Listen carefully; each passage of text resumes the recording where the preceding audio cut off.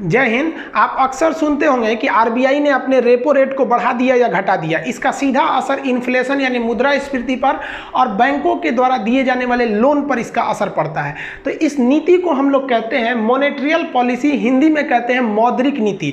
ये नीति बनाने का अधिकार केवल आरबीआई को है। इस नीति के तहत आरबीआई के पास एक ऐसी चाबी है जिसके तहत वो अपने ऑफिस में बैठे भारत में महंगाई को बढ़ा सकती है और महंगाई को घटा सकती है। आरबीआई के पास इतनी समझदारी है कि वो नोट छाप के गरीबी दूर नहीं करती है। नोट छाप कर गरीबी दूर कर देना मतलब अपने आप को क्या है, एक तरह का आत्महत्या कर लेना है। बर्बाद हो जाएगी अर्थव्यवस्था। आप नोट छाप कर गरीबी दूर नहीं कर सकते हैं। आरबीआई इस नोट पर काबू पाने के लिए मौद्रिक नीति को अपनाती है। इसके लिए वो एक गुणात्मक नीति अपनाती है, जिस तरह से बैंकों पर वो दबाव बनाती है, उन्हें नैतिक दबाव बनाती है कि भाई आप लोग भी महंगाई को कम करने में सहयोग करें। लेकिन कुछ इसके अलावा वो परिणात्मक दबाव बना देती है, जिसके तहत वो क्या करती है, bank rate, repo rate, MSF, SLR, CRR, इस तरह का रिवर्स रेपो रेट ला देती है। या फिर मौद्रिक नीतियों के तहत वह खुले बाजार की नीति के तहत प्रतिभूतियों की खरीद बिक्री करने लगती है। इसके बारे में आप कंप्लीट समझिए। देखिए, हमारे देश में हम लोग को जब पैसे की जरूरत होती है तो हम लोग बैंकों के पास जाते हैं, चाहे वो एसबीआई में जाइए, पीएनबी में जाइए, बैंक ऑफ बड़ौदा, यूको, जितना भी आपको कमर्शियल बैंक में जाना है आप जा सकते हैं। लेकिन जब इन बैंकों को पैसा घटता है ना, तो ये आरबीआई के पास जाते हैं। इसलिए हमारा बैंक, ये सब, और इन बैंक का बैंक हो जाता है आरबीआई। तो बैंकों का बैंक है आरबीआई। ये पूरे बैंकों को कंट्रोल करके रखता है। देखिए, इन बैंकों का जो इनकम का मेन स्रोत होता है वो ब्याज होता है, यानी इंटरेस्ट होता है। आप बैंक पे जाएंगे कर्जा मांगने, घर के लिए कर्जा लीजिए या फिर कार खरीदने के लिए लोन लीजिए, किसी भी चीज के लिए आप लोन लेते हैं तो ये बैंक आपको आराम से लोन दे देते हैं। आप जाइएगा बड़े बड़े शॉपिंग मॉल में खरीदने तो तुरंत कहते हैं हाँ खरीद लीजिए, ईएमआई पे दे देंगे, क्योंकि जानता है आप 15,000 का सामान खरीदेंगे तो आपसे वो 15,000 के आपके बदले वो पैसा देगा, लेकिन धीरे धीरे आपसे काटते रहेगा, 15,000 की जगह 18,000 ले लेगा। तो इस तरह से बैंकों को फायदा होता है। टोटल बैंक का फायदा ब्याज पर डिपेंड हो जाता है यहाँ पर। अब बैंक को जब पैसे घटते हैं ना, तो ये बैंक जाती है आरबीआई से मांगने के लिए। तो आरबीआई से जब ये कर्जा मांगती है तो आरबीआई कहती है कि भाई साहब, हम तुमको जब कर्जा देंगे तो हम इस कर्जा पे ब्याज लेंगे, क्योंकि हमें पता है कि तू ससुरा किसी न किसी जनता को देगा और वहां से ब्याज कमाएगा, तो तुम हमको भी ब्याज दो। तो इसी ब्याज को हम लोग कहते हैं रेपो रेट। इसका एक मतलब पूरा नाम होता है रीपर्चेजिंग ऑप्शन, ये जरूरी नहीं है। तो रेपो रेट क्या होता है कि वह ब्याज दर जो आरबीआई इन बैंकों से लेती है कर्जा देने के बदले। सोचिए, ये आरबीआई भी बहुत बड़ा सूदखोर है। ये रेपो रेट के तहत ये बैंक वाले इससे कर्जा ले लेते हैं और इसके बाद इनको दे दिया। अब मान लीजिए कि ये रेपो रेट है आपका 5%, सपोज करके चलिए कि 5% पे ये कर्जा लाने गया, और यहाँ से कोई जनता वाले भाई यहाँ से कोई गए, मान लीजिए यहाँ से गए श्याम, कोई आदमी है श्याम, ये बैंक से कर्जा लेने गया कि भाई साहब हमको कुछ पैसे दे दीजिए, कर्जा चाहिए, हमको लोन चाहिए। तो ये बैंक वाला देखेगा कि भाई साहब हमको तो खुदे मिला है 5% पे, तो इनको भी हम देते हैं अच्छा खासा, तो इनको दे देगा ये। आप कहेगा भाई साहब आप ले लीजिए 10% पे। तो ये हो गया इसका बेस रेट। अभी आप पूरा समझते चलिए, अभी पूरा समझ में आ जाएगा पीएलआर क्या होता है। तो बेस रेट पे किसको मिला? जनता को मिला। और रेपो रेट पे कर्जा किसको मिला? बैंकों को मिला। कोई भी बैंक को मिल सकता है यहाँ पर। तो अब बताइए, ऐसा पागल कोई मैनेजर होगा क्या जो बेस रेट को रेपो रेट से कम रखे, यानी 5% में ला के इनको 2% पे देगा? बैंक बिक जाएगा, वहाँ पे दिवालिया हो जाएगा बैंक वहाँ पे। तो ये बेस रेट हो जाते हैं। अब इनको जो भाई साहब को कर्जा मिला, मान लीजिए ये 1 लाख रुपये लोन लेके आए, तो इनको ये 1 लाख रुपये पर कितना ब्याज देना है? 10%, यानी 1 लाख रुपया लेके आएंगे, 1 साल बाद उस पर 10% ब्याज लगेगा। बैंकों का ब्याज सालाना लगता है। अब आप सोचिए, 1 साल बाद बैंक उनसे कहेगी पैसा दे दीजिए हमको, 1 लाख वो दीजिए, 10% ब्याज यानी 1,10,000 दीजिए। तो ये भाई साहब के जेब में कितना पैसा आ गया? 1 लाख रुपया आ गया। ये कैश पैसा को हम लिक्विडिटी कहते हैं, तरलता कहते हैं कैश पैसा को। ये कैश पैसा बर्बादी का जड़ है। अब ये 1 लाख रुपया लेके घूमेंगे ना, तो इनको तो शान से चलेंगे, सजरा कहीं का 1 लाख रुपया जेब में है। जाएंगे मिठाई की दुकान पे, कहेंगे हे मिश्रा जी 1 किलो मिठाई तोल दीजिए। दामों नहीं पूछेंगे कितना का है, सीधे कहेंगे 1 किलो मिठाई तोल दीजिए। क्यों? क्योंकि जेबवा में नहीं, इनके तरलता बोल रहा है, तरलता, कैश पैसा, बहुत पैसा में दम होता है सोच रहा वहाँ पर। यहाँ पे तोल दे, अब वो देखेगा कि अरे बाप रे बाप, ये बोले हैं कि 1 किलो तोल दीजिए, तो 100 रुपया का मिठाई रहेगा तो कहेगा हाँ हाँ लीजिए ना, 150 रुपया में बेचें, आपको 120 में लगा देंगे। ये खुश हो गए भाई साहब। ये क्यों खुश हो गए? क्योंकि इनके पास पैसा था। अब मान लीजिए कोई और आदमी ऐसे ही बैंक से लोन लेके आया, वो भी गया मिठाई खरीदने, मिठाई वाला उनको भी बेच दिया 120 रुपये में।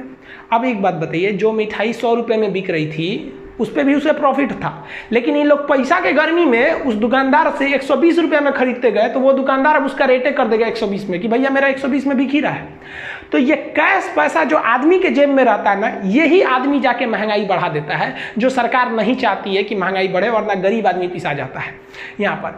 इसलिए गवर्नमेंट जो होती है वो कहती है बैंकों पे कि तुम लोग कम से कम कर्जा दो, लोग कम से कम, लेकिन बैंक वाला कर्जा नहीं देगा तो इसको फायदा कहाँ से होगा? इसलिए बैंक वाला दबा के देता है सब कर्जा कि ले जाइए भाई, जब ले जाइए। तो सरकार कहती है कि जरा तू नहीं मानेगा, रुको बताते हैं। सरकार आरबीआई को कहती है, आरबीआई सुनो तो बहुत महंगाई बढ़ रहा है, एक काम करो रेपो रेट बढ़ा दो। तो आप कल्पना कीजिए कि जरा रेपो रेट कह देगा 40%, तो इनको 10% पे ब्याज मिलेगा। अब इनको कितना पे मिलेगा भाई ब्याज? अब इनको 40 लिया है तो कहेगा लो भाई 50% पे ब्याज। अब 50% पे कोई आपको ब्याज देगा कि 1 लाख रुपया लेंगे तो हम आपसे बदले में 1.5 लाख लेंगे, कोई कर्जे नहीं लेगा, हम ऐसे ही रहेंगे, नहीं मिठाई खाएंगे चलेगा। अब बेचारा बैंक गए थे कर्जा दे दीजिए, तो कहा कि 50% ब्याज, भाग आएगा मिठाई की दुकान पे, कहना मिश्रा जी मिठाई नहीं खरीदना है। मिश्रा जी देखेंगे यार मिठाई नहीं खरीद रहा है कोई, तो बगल से कोई और आएगा, उसको भी लोन नहीं मिला है, उससे भी कहा मिश्रा जी मिठाई नहीं खरीदना है। मिश्रा जी कहेंगे मेरा मिठाइया कोई नहीं खरीद रहा है, महंगा हो गया है क्या मिठाइया यहाँ पर? तब वो मिश्रा जी ने मिठाई का रेट नीचे कर देंगे। रीजन समझिए आप कि किसी भी अर्थव्यवस्था में यदि आपके पास पैसा है तो आप मोलाई करना छोड़ देंगे, आप किसी भी चीज़ को आराम से खरीद लेंगे। आप देखिएगा मॉल में छोटे मोटे आदमी नहीं जाते हैं, मॉल में शॉपिंग करने खरीदारी करने बड़े लोग जाते हैं, उनके पास कैश पैसा है, तरलता, मोलाई नहीं करते हैं, सीधे जाकर भाई बिलिंग करो दे दो यहाँ पर। तो महंगाई को कंट्रोल करने के लिए आरबीआई के पास एक रेपो रेट नाम की चाबी है। तो अब आप ये समझ गए कि रेपो रेट यदि बढ़ गया तो समझ जाइए आपको लोन बहुत महंगा मिलने वाला है, और अगर रेपो रेट घट गया तो समझिए कि आपको लोन बहुत सस्ता मिलने वाला है। तो मोदी जी ने कहा था ना कि कोरोना के वजह से हम रेपो, आरबीआई से कहते हैं कि अपनी मौद्रिक नीतियों को सख्त न करें, यानी अपना रेपो रेट कम कर दो, ब्याज कम मिलेगा, आप आराम से जाके बैंक से लोन ले लीजिए, आपका जो बिजनेस चौपट हुआ था नया बिजनेस खोल सकते हैं। अब ये रेपो रेट जो होता है वो 2 से 14 दिन के लिए दिया जाता है, लेकिन कभी कभी बैंकों को केवल 1 दिन के लिए पैसे की जरूरत पड़ती है या ओवरनाइट पैसे की जरूरत पड़ती है, तो वो रेपो रेट पे नहीं लेता है, वो तत्काल पैसा लेता है, उसे कहते हैं MSF, मार्जिनल स्टैंडिंग फैसिलिटी। तो देखिए जब आरबीआई इन किसी भी बैंकों को केवल 1 दिन के लिए कर्जा देती है ना, तो उस पर जो ब्याज लेती है उसे हम कहते हैं मार्जिनल स्टैंडिंग फैसिलिटी, MSF। कहेगा कि 1 रात के लिए जो ब्याज लेती है उसे क्या कहते हैं? MSF। 2 से 14 दिन के लिए अगर ब्याज दी तो उसे क्या कहते हैं? Repo rate. जनरली सबसे ज़्यादा अगर बैंक लेते हैं सब तो रेपो रेट लेते हैं, क्योंकि बैंकों के पास ऑलरेडी इतना ग्राहकों का पैसा आते रहता है कि उन्हें लेने की ज़रूरत नहीं पड़ती है, कभी कभी खरमास वगैरह में लेना पड़ता है ताकि लोगों के पास उतना पैसा नहीं रहता है। तो 2 से 14 दिन, लेकिन 14 दिन से ज्यादा के नहीं, यानी लॉन्ग टर्म के लिए अगर आपको पैसा चाहिए इन बैंकों को आरबीआई से, तो आरबीआई उस पे जो ब्याज लेती है लॉन्ग टाइम के ब्याज को उसे कहते हैं बैंक रेट। ये रेट हमेशा चेंज होते रहते हैं, साल में ये 4 बार तो इनको चेंज होना फिक्स है, इसके अलावे भी कभी कभी साल में ही ससुरे 8 बार चेंज हो जाते हैं। तो ये अक्सर चेंज होते रहते हैं सब। तो हम यहाँ जो आंकड़ा रखें MSF 4.65, तो ये कभी भी चेंज हो सकते हैं। तो आप बाबू इसको ध्यान से समझिएगा, मजबूरी है तो हमेशा चेंज होते रहते हैं सब, आरबीआई के हाथ में। अभी हम बता रहे हैं कल बदल देगा, तो आप कहिएगा सर आप इतना बताए थे इतना हो गया, तो ये बहुत फ्लैक्चुएट करते रहते हैं। तो आप इस पर नहीं जाइएगा, आप कंसेप्ट समझिए। कहेगा क्वेश्चन कि अति अल्पकालीन यानी 1 रात के लिए अगर पैसा लिया किसी बैंक ने आरबीआई से तो कौन सा ब्याज लेगा? तो MSF। 2 से 14 दिन के लिए अगर आरबीआई ने कर्जा दिया तो कौन सा ब्याज लेगा? Repo rate. और दीर्घकालीन कर्जा दिया यानी 14 दिन से ज्यादा के लिए दिया आरबीआई ने किसी भी बैंकों को, तो उसको क्या कौन सा ब्याज लेगा? तो बैंक रेट। बीपीएससी के एग्जाम में पूछा था कि अल्पकालीन यानी कम समय के लिए कौन सा होता है? तो रेपो रेट। अति अल्पकालीन सबसे कम समय के लिए MSF होते हैं सब। तो MSF का जो रेट होता है वो रेपो रेट से ज्यादा होता है क्योंकि इमरजेंसी में मांगने गए। कहेगा कि आरबीआई सबसे ज्यादा कौन से रेट का प्रयोग करती है? तो आप कहेंगे कि रेपो रेट का प्रयोग सबसे ज्यादा किया जाता है। अब ये समझिए आप ध्यान से, यानी रेपो रेट को घुमा बढ़ा के आरबीआई यहाँ पे लोन को महंगा सस्ता कर सकती है। जनता को जो लोन मिलता है वो किस रेट पर मिलता है? तो बेस रेट पर। देखिए जनता को जो लोन मिलते हैं इसके भी 2 रेट होते हैं, एक होता है primary landing rate, primary lending rate वह रेट होता है जो बैंक ग्राहकों को देती है, लेकिन बैंक के पास भी दो तरह के ग्राहक होते हैं, एक रेगुलर कस्टमर और एक फेवरेट कस्टमर जो हमेशा आता है, करोड़ों रुपया जमा करता है, बड़े बड़े लोग होते हैं। तो जो बड़े बड़े लोग होते हैं बैंक उनका ज़्यादा ख्याल रखती है, तो उनको जो बैंक कर्जा देती है वो बहुत कम ब्याज पे देती है। जैसे मान लीजिए कोई का करोड़ों रुपया का अकाउंट में है तो उसको दे देगी कि भैया आप 8% पे ले जाइए, और कोई आज आया है बैंक में खाता खुलवाने का कर्जा दे दीजिए तो उनको देके 12% पे ले सचुरा। तो आपको ही पता है कि आपका भी अगर दुकान होगा तो पुराने ग्राहकों को आप कम दाम में देते हैं, तो जो उसके फेवरेट कस्टमर होते हैं बैंक के, उसको जो कर्जा देती है उसे कहते हैं बेस रेट पे दिया जाता है। तो आप बताइए जरा एक चीज़, हमारा बैंक अकाउंट HDFC बैंक में है और हम चले जाएंगे बैंक ऑफ बड़ौदा से कहने कि भाई साहब हमको थोड़ा सा कर्जा दे दीजिए, तो हम उसके फेवरेट कस्टमर थोड़ी हो गए, तो हम उसके लिए तो एक सामान्य कस्टमर हो गए, हमको थमा देगा प्राइमरी लेंडिंग रेट में 12-13% पे। लेकिन हमारा HDFC बैंक में है, हम HDFC बैंक में जाएंगे ना तो कहेगा अरे खान साहब बैठिए बैठिए, लोन चाहिए कोई बात नहीं, अपने कस्टमर है दे दो जी, तो इनको PLR पे नहीं देगा हमको, तब हमको हमारा बैंक अगर हम उसके नज़र में एक अच्छे कस्टमर हैं तो बेस रेट पर देगा। इसका मतलब ये नहीं कि आप अपने किसी बैंक में छात्रवृत्ति स्कॉलरशिप के लिए अकाउंट खुलवा लिए कि 700 रुपया आएगा इसमें, आज आके चल गए कि हमको 1 करोड़ रुपया दे दीजिए और दे देगा बेस रेट पे, ऐसा नहीं होता है। आपके अकाउंट मायने रखते हैं कितना मेंटेन किए हैं। अब एक जरा चीज सोचिए, बैंकों को जब पैसा घटा था तो ये मांगने गए थे, तो ये सब ससुरे सब जो RBI है वो 3 तरह का ब्याज ले लिया समय के हिसाब से।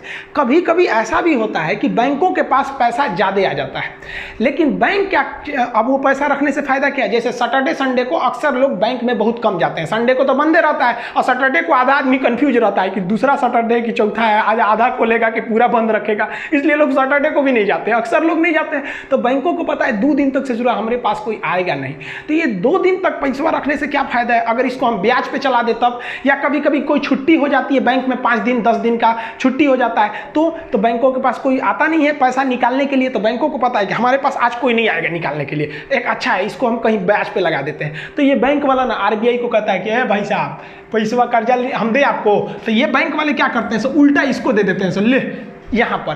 तो अब बताइए जब उल्टा देंगे सब तो ये सब भी मांगेंगे सर RBI से कि ब्याज दो, और अगर ब्याज नहीं दोगे ना तो हम जनता को दे देंगे, जनता महंगाई बढ़ा देगी तो जनता सरकार को गरियाएगी और सरकार तोरा गरियाएगी, इसलिए RBI कहता हाँ नहीं ले आओ। तो इसको हम लोग कहते हैं रिवर्स रेपो रेट। तो ये हो गया रिवर्स रेपो रेट, और इधर से आया तो रेपो रेट, और ये अपना उसको दिए तो रिवर्स रेपो रेट। अब RBI क्या कहता है कि देख भाई साहब तुम लोग हमसे मांगे थे तो तुम लोग को घाटा हुआ था, तुम जरूरतमंद थे, इसलिए हम तुमसे लिए थे रेपो रेट 4% पे, लेकिन हमको कोई ज़रूरत नहीं है तुम लोग का, हम तुम्हारे भलाई के लिए चाह रहे हैं कि 2 दिन सैटरडे संडे बंद है या छुट्टी है या कोई भी मतलब है, सरप्लस अमाउंट है तुम्हारे पास, तुम हमको दे रहे हो तो हम तुम्हारा बोझ हल्का करने के लिए ले रहे हैं, इसलिए हमें ज़रूरतमंद मत समझो और हमसे उस ब्याज दर की उम्मीद मत रखो जिस ब्याज दर पर हमने तुमको दिया था।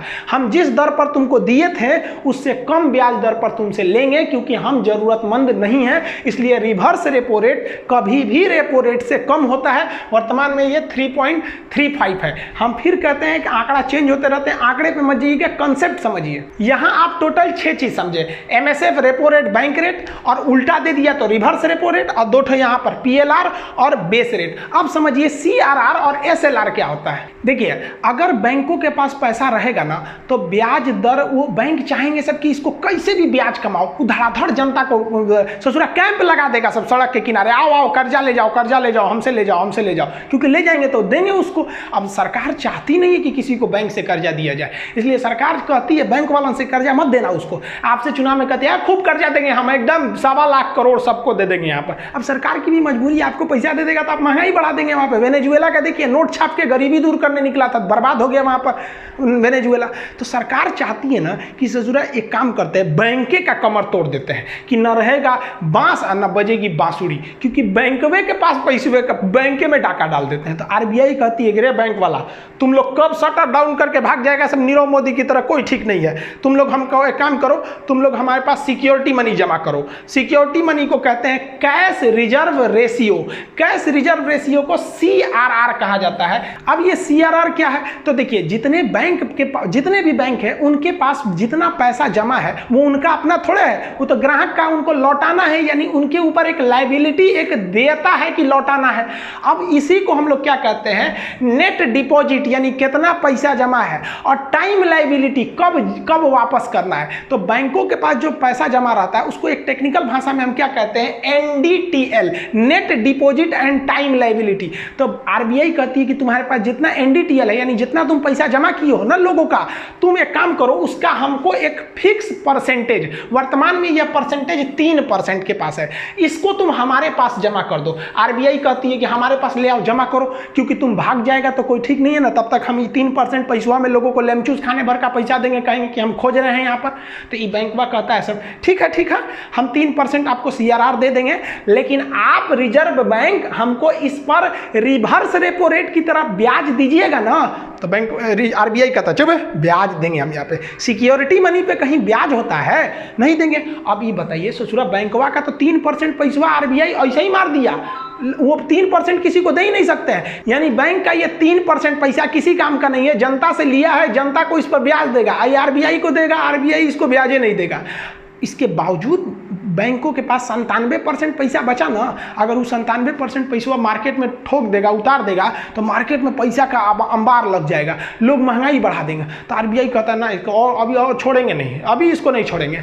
तो इसके लिए आरबीआई कहती है SLR, स्टेटुअरी लिक्विडिटी रेशियो। SLR क्या चीज़ होता है कि आरबीआई कहती है कि रे बैंक वाला, तुम लोग बहुत खचरा निकल जाता है, तुम लोग कोई आदमी आता है तुम्हारे यहाँ, तुम लोग कहता है कैश खत्म हो गया, ये खत्म हो गया, ये सब नहीं चलेगा।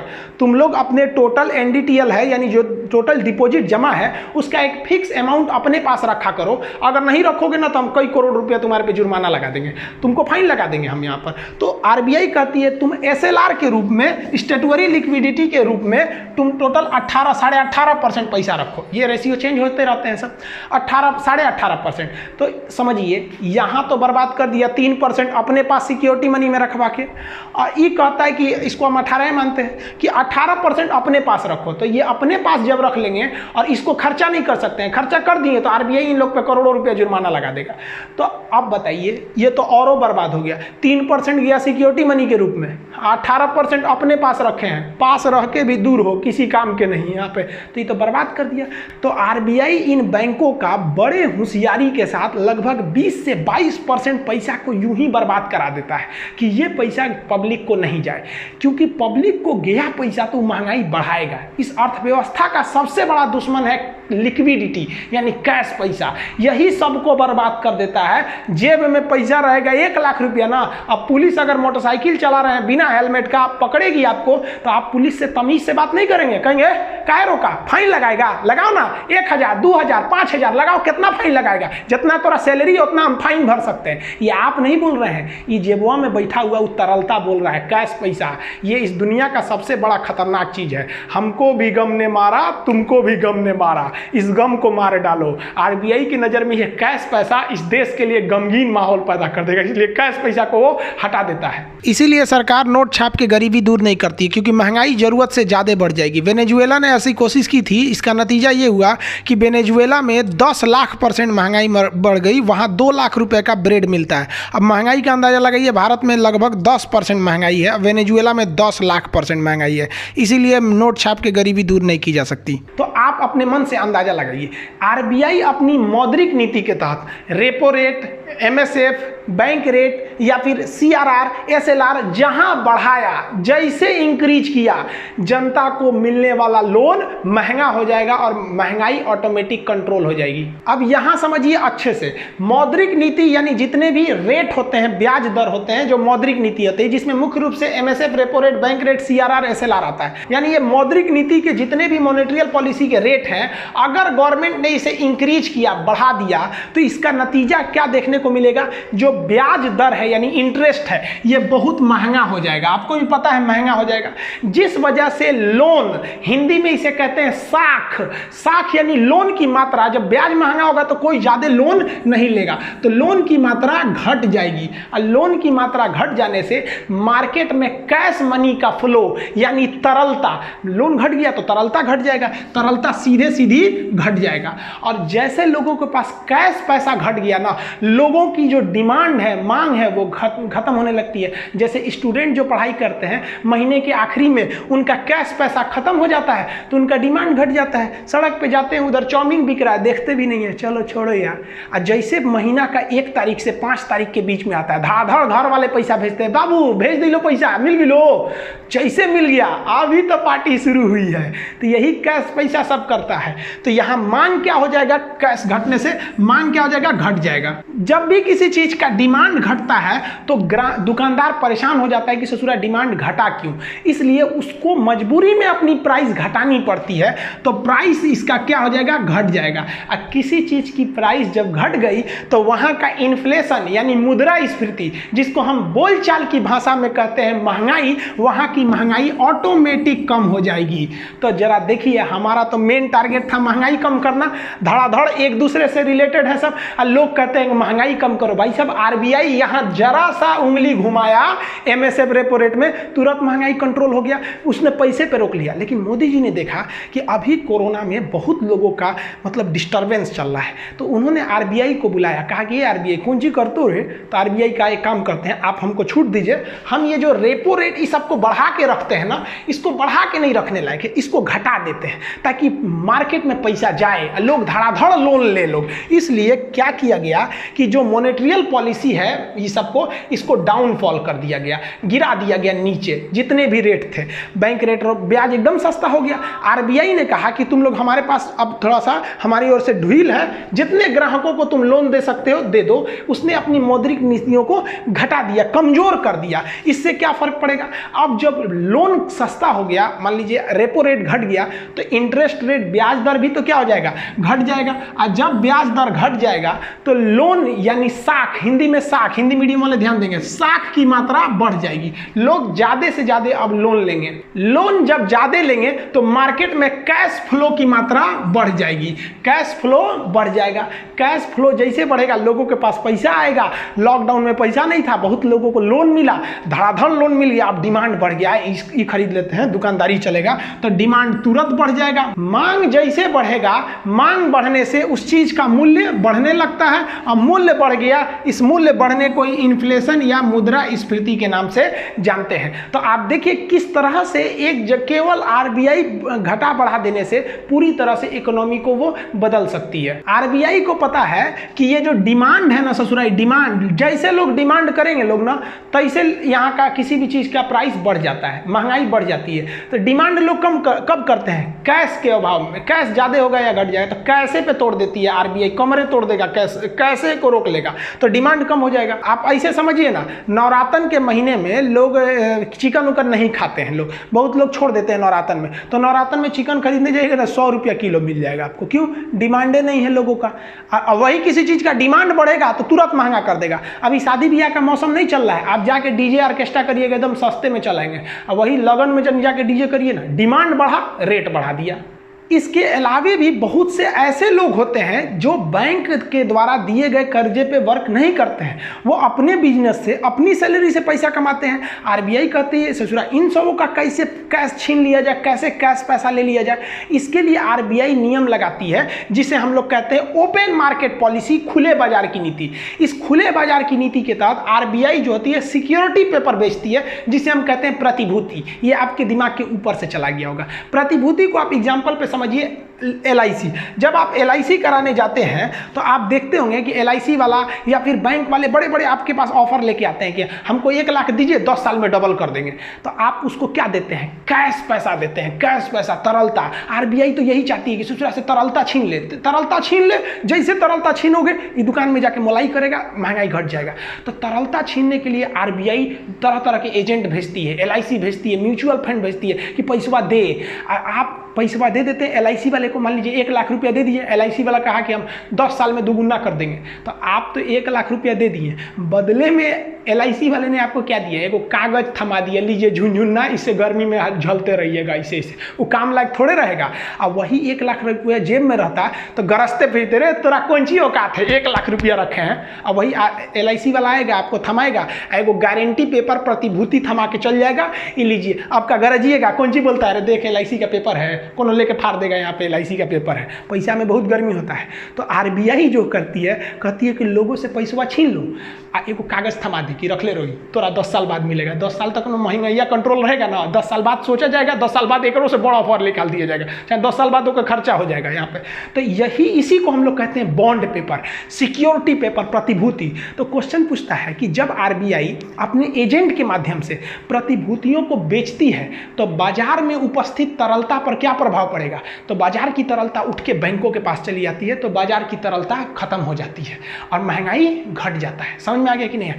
तो ये जो प्रतिभूति होती है और जो तरलता होती है, इसमें उल्टा संबंध होता है। जितना मार्केट में लोगों के पास तरलता रहेगा, वो लोग उल्टा पैसा RBI को दे देंगे। तो इसको भी हम मौद्रिक नीति में शामिल करते हैं। तो क्वेश्चन आएगा, क्या खुले बाजार की नीति मौद्रिक नीति का हिस्सा है? एकदम हिस्सा है।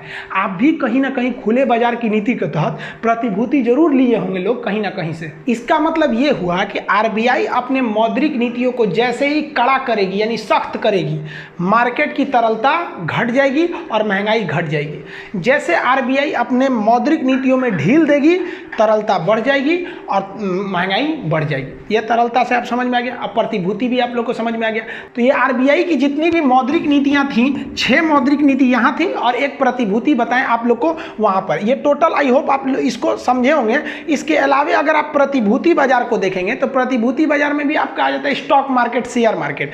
अब ये शेयर मार्केट में भी आपको 2 तरह का मिलेगा, एक BSE मिलेगा, बॉम्बे स्टॉक एक्सचेंज, एक मिलेगा नेशनल स्टॉक एक्सचेंज। अब यहाँ आप फंस जाइएगा कि सेंसेक्स में गया है कि निफ्टी में गया है। और यहाँ शेयर खरीदने में एक और गलती करेंगे आप लोग, इक्विटी लीजिएगा या फिर प्रेफरेंस शेयर लेना पड़ेगा यहाँ पर। तो शेयर मार्केट जो होता है, स्टॉक मार्केट, इसको समझ रखना बड़ा जरूरी होता है कि आप बियर साइड में जा रहे हैं या बुल जा रहे हैं। हिंदी में तेजड़िया मंदड़िया कहते हैं और इसका सीधा रिलेशन हो जाता है सोना के से। आप देखे होंगे एक बढ़ेगा तो एक का रेट घट जाता है। तो ये सब चीज़ों के बारे में चर्चा नेक्स्ट वीडियो में करेंगे। और ये जितना बताएं आपको RBI वगैरह के, आप इसको समझ गए होंगे। आप एप्लीकेशन में इसका हम PDF और नोट्स वगैरह सब देंगे आप लोग को। आप सब लोग को पता है, हमको भी पता है भाई साहब, आप लोग को एप्लीकेशन का बहुत इंतजार होगा। एक लड़का कह रहा है कि आप एप्लीकेशन का वादा वैसे कर रहे हैं जैसे नेता वादा करते हैं। सो देखिए, एप्लीकेशन के बारे में एक चीज़ हम आपको बता देते हैं, उस पर क्लास स्टार्ट हो जाएगा 5 सितंबर को, टीचर्स डे के दिन, क्योंकि एक अच्छा दिन होना चाहिए।